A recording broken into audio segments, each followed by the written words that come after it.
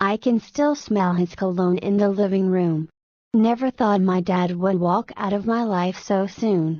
I don't think they realize how hard this separation has hit me.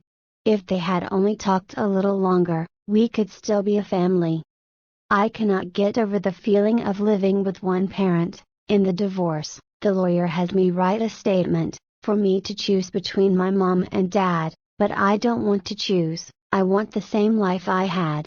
I don't want to have to be shuttled between states. I don't want to be moved from place to place.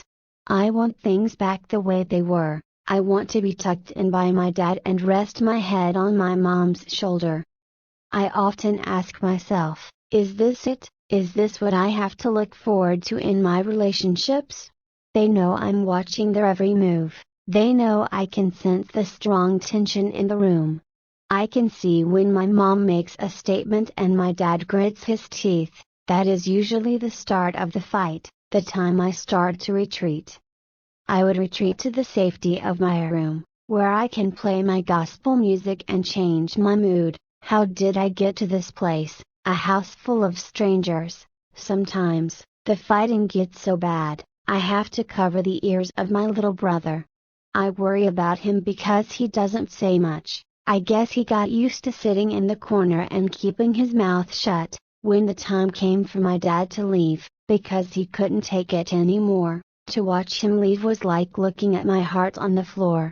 All the signs point to my failed future and the kind of person I would become, wondering if my mom would get an installment or one lump sum. The fear that gripped me was overwhelming, to say the least. Filled with anger, there is no way I can tame this beast.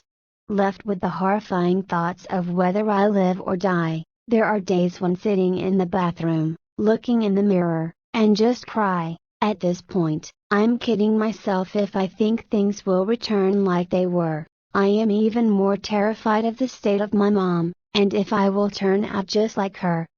Night after night, I go to bed waiting to wake up out of this dream, but every morning, I am reminded of this nightmare that belongs on a movie screen. There are days when I blame mommy, and days when I blame daddy, blaming them for behaving so selfishly. Yes, I do blame them for this selfish act, for not trying hard enough to keep our family intact. My teacher suspects there is something wrong with me, when my grades went from an A student, down to D's.